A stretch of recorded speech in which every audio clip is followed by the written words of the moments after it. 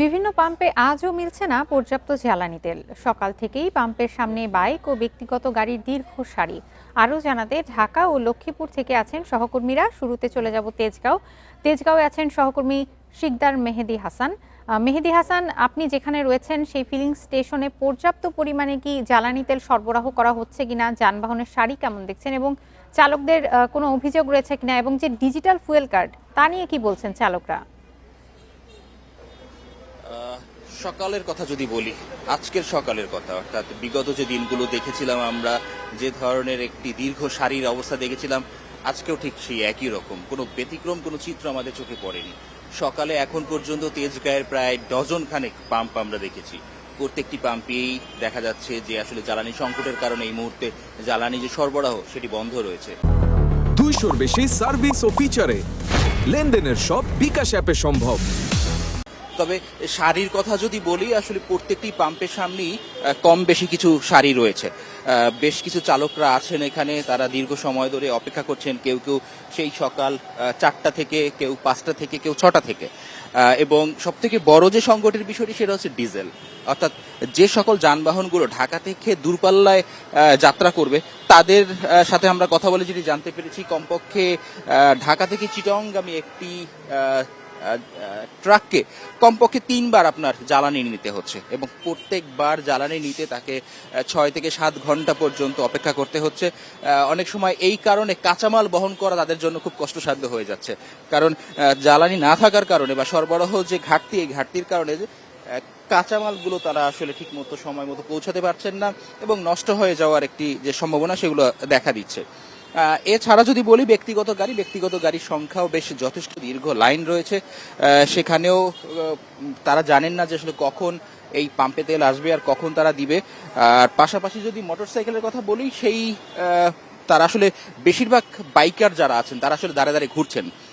বেশ কয়েকজনের সাথে আমরা কথা বলেছি, তারা প্রত্যেকেই বলছেন যে আসলে আমরা শুধু ঘুরছি, ঘুরে ঘুরে আমরা তেল শেষ করছি, কিন্তু কোথায় জ্বালানি পাচ্ছি সেটাই আসলে আমরা জানি না। কারণ ঠিক কখন কোন পাম্প কিভাবে জ্বালানি দেবে সেটি আসলে নির্দিষ্ট করে বলাটা কঠিন, যে কারণে তারা আসলে এভাবে বিভিন্ন জায়গায় ঘুরে ঘুরে দেখছেন যে কোন পাম্পে এখন পর্যন্ত জ্বালানি দিচ্ছে, সেখানে হয়তোবা তারা যাবেন বা তারা জ্বালানি সংগ্রহের জন্য লাইনে দাঁড়াবেন।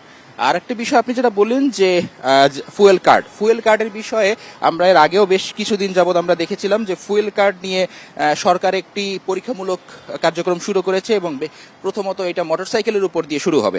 তো সেক্ষেত্রে আমরা বেশ কিছু জায়গায়, বিশেষ করে ট্রাস্ট ফিলিং স্টেশন এবং সোনার বাংলা যেটা আসাদ গেটেও রয়েছে, সেখান থেকে এটা পরীক্ষামূলক কার্যক্রম শুরু হয়েছিল। সেখানেও আমরা দেখেছি যে আসলে রেজিস্ট্রেশনের ক্ষেত্রে ভোক্তাদের একটি বিড়ম্বনার শিকার হতে হচ্ছে।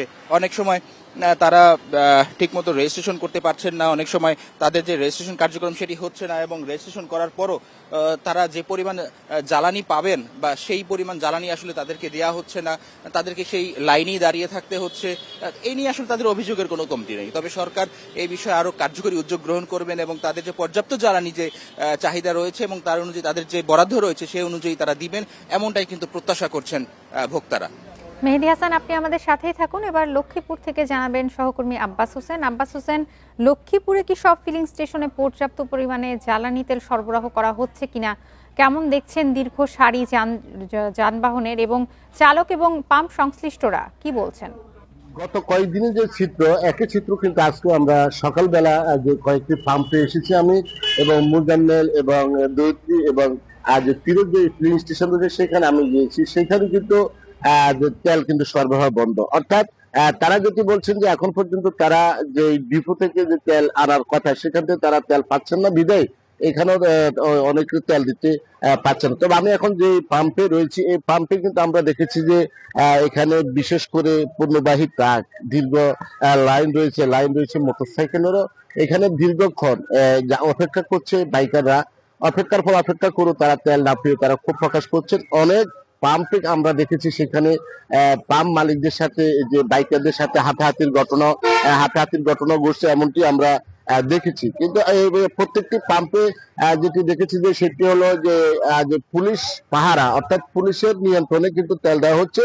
যে পরিমাণ তেল দেওয়া হয় সেটি কিন্তু আসলে কোনোভাবে হচ্ছে না। একটি মোটরসাইকেলে 200 টাকার তেল দেওয়া হচ্ছে, যেটি দিয়ে কোনোভাবে তাদের যে চাহিদা সেটি পূরণ হচ্ছে না। বিশেষ করে যারা প্রাইভেট কোম্পানিতে চাকরি করেন তাদের একদম খারাপ অবস্থা। তারা একটি যে জায়গায় 200 টাকার তেল দিতে গিয়ে তারা কিন্তু অনেকক্ষণ অপেক্ষা করতে হয়। এই কারণে তারা কিন্তু ঠিক মতো তাদের যে কাজকর্ম সেটি করতে পারছে না বলে অভিযোগ করছেন। অনেকে চাকরি চলে গেছে, এমনকি আমরা যে অনেক প্রাইভেট যারা চাকরি করে কোম্পানি তাদের সাথে আমরা কথা বলেছি।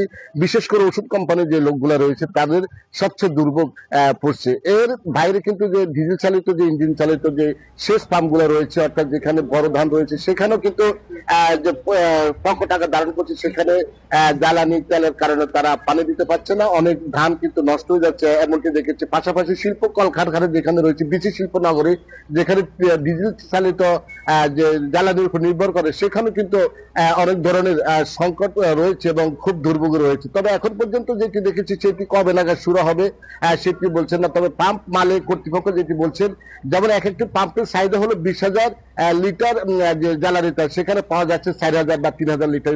তাদেরও সংকট হচ্ছে, তারাও দুর্ভোগ রয়েছেন। তারাও কিন্তু যে যারা রয়েছেন ভোক্তাদের সাথে অনেক সময় তাদেরও হাতাহাতি বা তর্কাতর্কির মধ্যে দিয়ে কিন্তু শেষ হচ্ছে, এমনটি আমরা দেখেছি বিভিন্ন পাম্পে গিয়ে।